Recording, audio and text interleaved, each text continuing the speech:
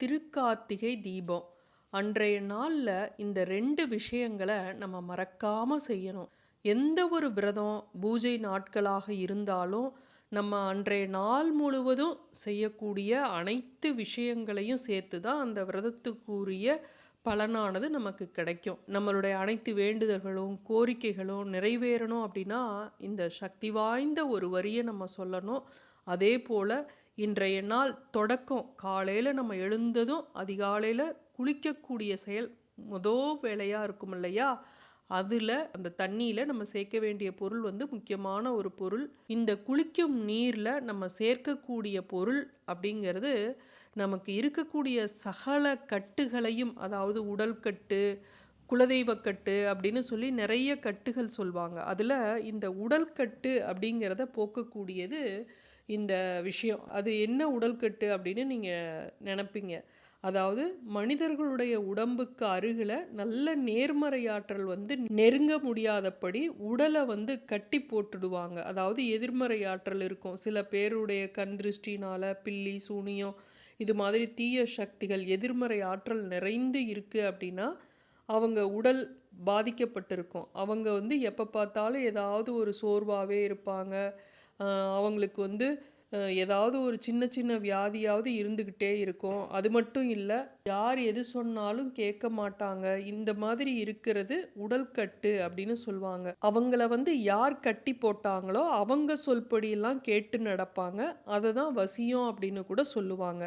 இந்த உடல்கட்டு இது மாதிரி இருக்கிறது நம்ம காலையில் எப்பவுமே மற்றவங்களோட பொறாமை, ஏக்க பெருமூச்சுனால நமக்கு சில வந்து நெகட்டிவ் எனர்ஜிலாம் நம்ம உடல்லையும் வீட்லையும் இருக்குது அப்படின்னா, நம்ம இந்த குளிக்கக்கூடிய நீரில் இந்த பொருளை சேர்த்து குளித்தோம் அப்படின்னாவே நமக்கு இருக்கக்கூடிய பாதி கஷ்டம் போயிடும். இப்போ அது என்ன பொருள் அப்படிங்கிறத நம்ம தெரிஞ்சுக்கலாம். எந்த ஒரு விரத நாளாக இருந்தாலும் நம்ம அதிகாலையில் பிரம்ம முகூர்த்தத்தில் எழுந்து குளிக்கிறது அப்படிங்கிறது ரொம்ப ஒரு முக்கியமான செயல்.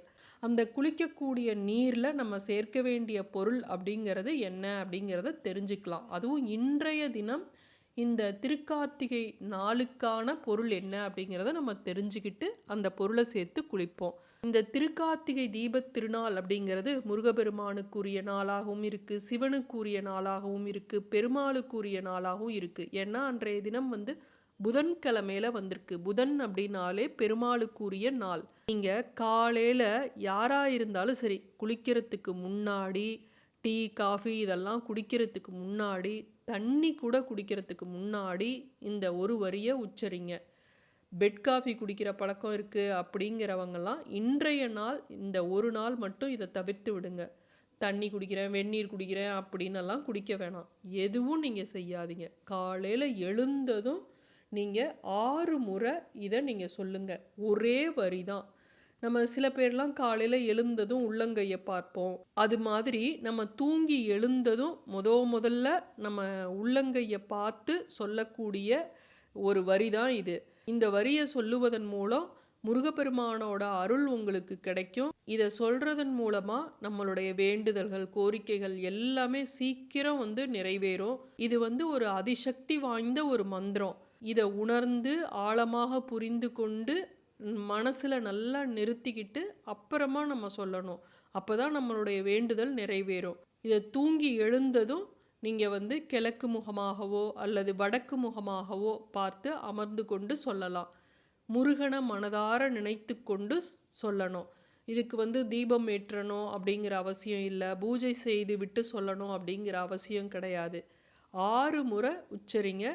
முருகனை நினச்சி உள்ளங்கையை பார்த்து நல்ல மனதார முருகப்பெருமானோட உருவத்தை மனதில் கொண்டு நீங்கள் அதற்கு பிறகு சொல்லணும். அது என்ன அப்படிங்கிறதையும் தெரிஞ்சுக்கலாம். இப்போ குளிக்கக்கூடிய தண்ணீரில் என்ன சேர்க்கணும் அப்படிங்கிறத முதல்ல தெரிஞ்சுக்கலாம். நீங்கள் பூஜை, விரதம் இதெல்லாம் இருக்கீங்க அப்படின்னா, அப்போ வந்து வெளியில் இருக்கக்கூடிய பொருட்களை நம்ம சுத்தம் செய்வோம். இப்போ எக்ஸாம்பிளுக்கு பார்த்திங்கன்னா, விளக்கு, பஞ்சபாத்திரம், தூபக்கரண்டி இதெல்லாம் வந்து நல்லா துலக்கி வச்சு, அதுக்கு மஞ்சள், குங்குமம் இதெல்லாம் வச்சு அதை நல்ல ஒரு மங்களகரமாக ஆக்கி அதற்கப்புறம் தான் நம்ம பூஜை, விரதம்லாம் இருப்போம்.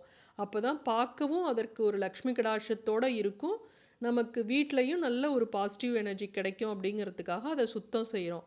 அதே போல தான் நம்ம உடல் தூய்மையாக இருக்க வேண்டும். அடுத்ததாக நம்மளுடைய அகம் தூய்மையாக இருக்க வேண்டும். அப்பதான் உடலும் உள்ளுக்குள்ள இருக்கக்கூடிய அகமும் தூய்மையாக இருந்தாதான் இறை சக்தியானது நம்மிடமும் நம் வீட்லையும் தங்கும்.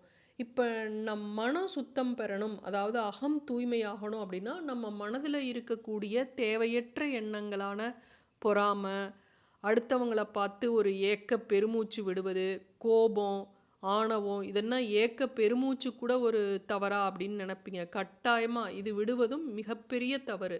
அடுத்தவங்கள பார்த்து நம்ம பொறாமப்படுவதே மிகப்பெரிய பாவம்னே வச்சுக்கலாம். நமக்கு என்ன கிடைக்குமோ அது நமக்கு தெய்வம் கொடுப்பாங்க. அதனால் அடுத்தவங்கள பார்த்து நம்ம பொறாமப்படக்கூடாது. இந்த பொறாமை, கோபம், ஆணவம் இதெல்லாம் ஒரு நெகட்டிவ் சக்தி.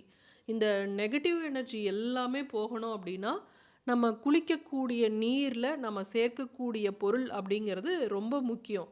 இந்த நெகட்டிவ் எனர்ஜி போகிறதுக்கும் நமக்குள்ள நல்ல ஒரு பாசிட்டிவ் எனர்ஜி கிடைக்கிறதுக்கும் அந்த தண்ணீரில் சேர்க்க வேண்டிய முக்கியமான பொருள் இன்றைய தினத்துக்குரியது, இந்த தீப திருக்கார்த்திகை நாளுக்குரியது என்ன அப்படின்னு பார்த்தீங்கன்னா சந்தனம்.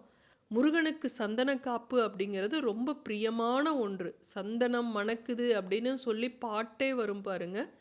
இந்த சந்தனங்கிறது எல்லா தெய்வங்களுக்குமே மிக முக்கியமான ஒரு பொருளாக இருக்குது. நல்ல ஒரு தெய்வீக ஆற்றல் கிடைக்கிறதுக்கும் நல்ல பாசிட்டிவ் எனர்ஜி கிடைக்கிறதுக்காகவும் நம்ம வீட்டில் எப்போவுமே சந்தனம் பூஜை அறையில் நிறைவாக இருக்கணும். இந்த சந்தனம் நம்ம உடலுக்கு குளுமையை மட்டும் தரக்கூடியது அல்ல, மனசுக்கு மகிழ்ச்சியும் நம்ம உடம்புக்கு ஒரு புத்துணர்ச்சியும் தரக்கூடியது. அதனால் இன்றைய தினம் நம்ம குளிக்கக்கூடிய நீரில் ஒரு ஸ்பூன் பவுடரா சந்தனம் இருந்ததுன்னா அதை சேர்த்துக்குங்க. இல்லை கட்டியாக சந்தனம் இருக்குன்னாலும் அதை நீங்கள் தண்ணீரில் கலந்து நீங்கள் குளிக்கலாம். இந்த சந்தனம் நல்ல சுத்தமான சந்தனமாக இருக்கணும். நீங்கள் குளிக்கும்போது கூட கிழக்கு முகமாகவோ வடக்கு முகமாகவோ நின்று கொண்டு குளிக்கணும். குளிக்கிறப்ப கூட ஓம் சரவண பவ அப்படிங்கிற மந்திரத்தை உச்சரித்து கொண்டு நீங்கள் குளிக்கணும். முருகனோட அருள் உங்களுக்கு இன்றைய நாள் முழுவதும் அது மாதிரி செய்யும்போது கிடைக்கும். சரி, நம்ம இப்போ காலையில் எழுந்ததும் அதிகாலையில் நம்ம உள்ளங்கையை பார்த்து முருகனை நினச்சி நம்ம சொல்லக்கூடிய மந்திரம் என்ன அப்படிங்கிறத தெரிஞ்சுக்கலாம். இது பாம்பன் சுவாமிகள் அருளிய கவச மந்திரம் அப்படின்னு சொல்லலாம். நம்மளுடைய உடல்லையும் காக்கக்கூடியது, நம் உள்ளத்தையும் காக்கக்கூடியது, நம்மை காக்கக்கூடியது அப்படிங்கிறதுனால இது கவச மந்திரம் அப்படின்னு சொல்லுவாங்க. ஓம் ஐம் ரீம் வேல் காக்க. இந்த மந்திரத்தை சொல்வதன் மூலமாக கண் திருஷ்டி, பில்லி, சூனியம், ஏவல் இது மாதிரி எதிர்மறை சக்திகளோட கோளாறு எது இருந்தாலும் சரி அந்த கட்டுகளை எல்லாம் உடைக்கக்கூடிய சக்தி உடையது. முருகப்பெருமானுடைய வேலுக்கு அவ்வளவு சக்தி உடையது இந்த வேலுக்குரிய மந்திரம் தான் இது. இந்த மந்திரத்தோட சக்தியை பற்றி இன்னொரு பதிவில் இன்னும் விளக்கமாக பார்க்கலாம். மீண்டும் அடுத்த காணொளியில் சந்திக்கும் வரை நன்றி, வணக்கம்.